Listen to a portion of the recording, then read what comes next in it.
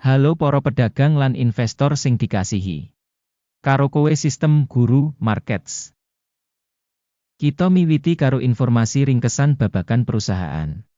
Setitik luwih kita bakal nimbang saben parameter ing setitik liyane rinci. Yen perlu, sampeyan bisa ngaso video. Kita ngajak sampeyan sinau kabeh indikator organisasi kanthi luwih teliti. Saiki kita bakal bandingake indikator dasar perusahaan saiki Pfizer Inc. ticker PHE. Review iki adhedhasar data saiki wiwit 22 Maret 2025. Dening klasifikasi Guru Markets perusahaan Pfizer Inc. kalebu subkategori Pharma Holding, 111 organisasi njupuk bagian ing comparison, iki banget wakil. Kita bakal weruh tabel pesenan ing mburi video iki. Asil sakap kanggo perusahaan sing diteliti yaiku 8 saka 10 poin. Rata-rata kanggo subkategori punika 1,2 terms.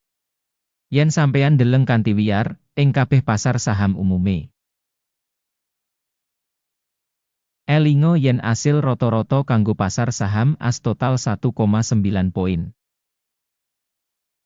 Marang skor perusahaan 8 terms Pfizer Inc. Bandingake pergerakan rega saham perusahaan Pfizer Inc. lan perusahaan subkategori. Kita bakal weruh sing liwat 12 sasi enggo bareng perusahaan Pfizer Inc. nuduhake owah-owahan minus 4,8%.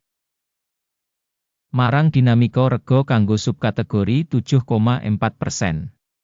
Iki ora cetha nuduhake apa-apa, nanging iku perlu kanggo mbudidaya kasunyatan iki ing atine. Kapitalisasi pasar organisasi Pfizer Inc. regane 149 US$11 sen miliar. Lan kapitalisasi subkategori yaiku 3 US$17 sen 8 miliar. Pfizer Inc. duwe bagian 4,692% lan minangka salah sawijining perusahaan cilik ing subkategori kasebut. Kapitalisasi neraca perusahaan yaiku 87 US$94 sen miliar. Lan kapitalisasi subkategori kasebut yaiku 492 US$ miliar. Pfizer Inc. nuduhake 17,858%. Wes digawe comparison saka enggo bareng dikuasani saka pasar lan nilai buku, kita waca ing ngisor iki. Saham dikuasani Pfizer Inc. ing subkategori nalika netepake kapitalisasi pasar 4,692%.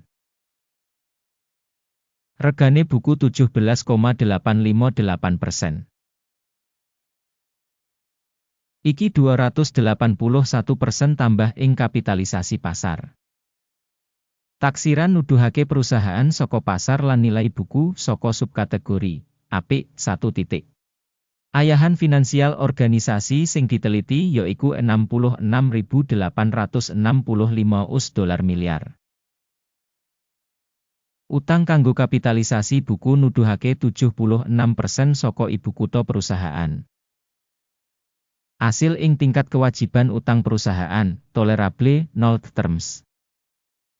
Imbangan saka rega pasar perusahaan kanggo laba 18,6.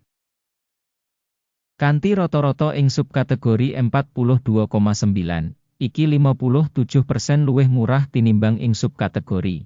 Taksiran nilai pasar perusahaan kanggo indikator media WI ing comparison karo organisasi saka subkategori apik banget 2 terms. Media WI kanggo pungkasan 12 sasi ana 8.023 US$ mayuta-yuta. Pangentukan mangsa kanggo teka 12 sasi samestine 12.311 US$ mayuta-yuta. Iki 53,4% luwih saka saiki. Taksiran saka kira-kira media WI mangsa ing comparison karo perusahaan ing subkategori apik 1 titik. Rega perusahaan kanggo rasio revenue punika 2,3.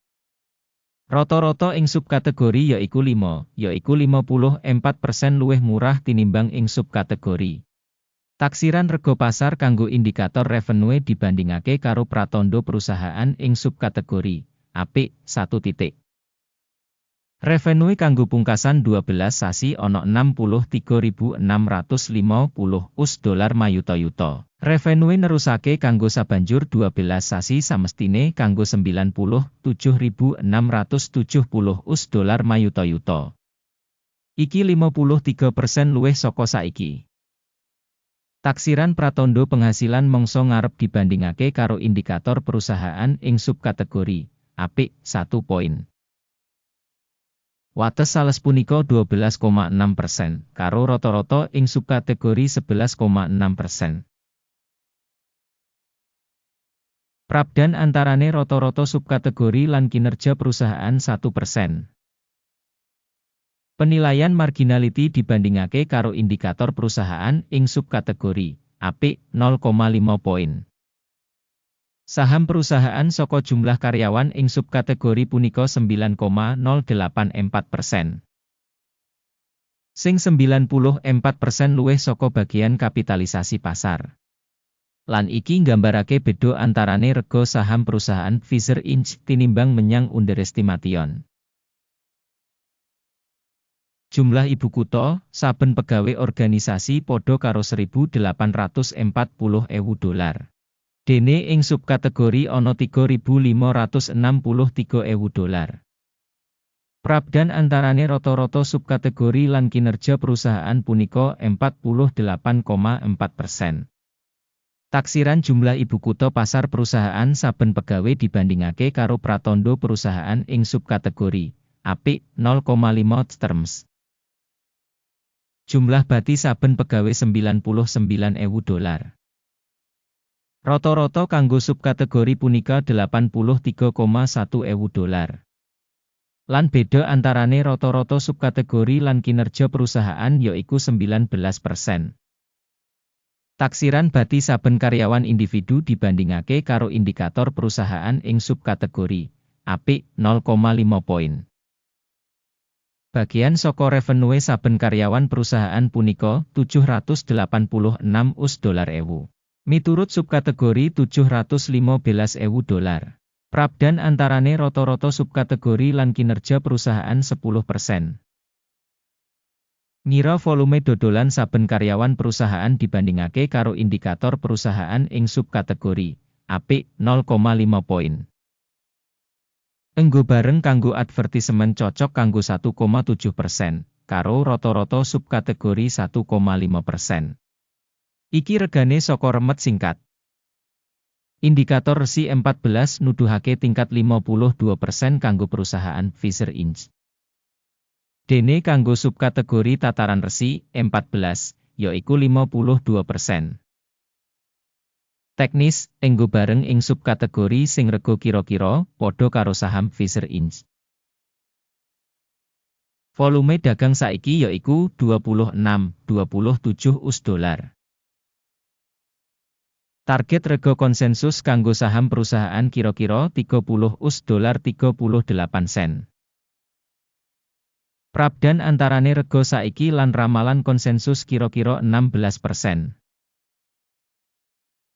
Ayo pindah menyang meja pesenan, sing kasedya kanggo kabeh wong. Link kasebut ana ing komentar sing disemat. Tabel pesenan ngemot pancen kabeh pancasan publikly digawe mangsa iki dening informasi lan sistem referensi guru markets. Akses menyang meja supaya free lan free, link ing komentar pinnet. Adhedhasar analisis perusahaan Pfizer Inc. Sistem bantuan guru markets kaputusan digawe. Bisa didol kanggo $26.28 US. Kesepakatan iki dibuka amarga kasunyatan sing perusahaan wis regane cukup dhuwur. Penilaian perusahaan adhedhasar model penilaian indeks AKIM. Jupuk bati disetel ing 27,92. Mandeg mundut disetel ing 24,64. Yen pesenan ora ditutup kanthi jupuk bati utawa mandeg mundut. Banjur transaksi kasebut tetep kanthi mandiri ing pungkasan sesi tanggal 21 April 2025. Utawa ing dina kerja pungkasan sadurunge tanggal sing ditemtokake. Ticker INSM bakal dadi imbangan ngedol pesenan. Video babagan urutan imbangan bakal utawa wis diterbitake ing saluran iki. Ing kasus nutup samubarang pesenan, dasar utawa wawas. Pesenan liyane tetep ing rega saiki. Matur nuwun kanthi sanget kanggo pamirsa kanggo nonton video iki lan gunakake sistem informasi saka Guru Markets. Sampeyan kabeh pancen penonton sing paling keren.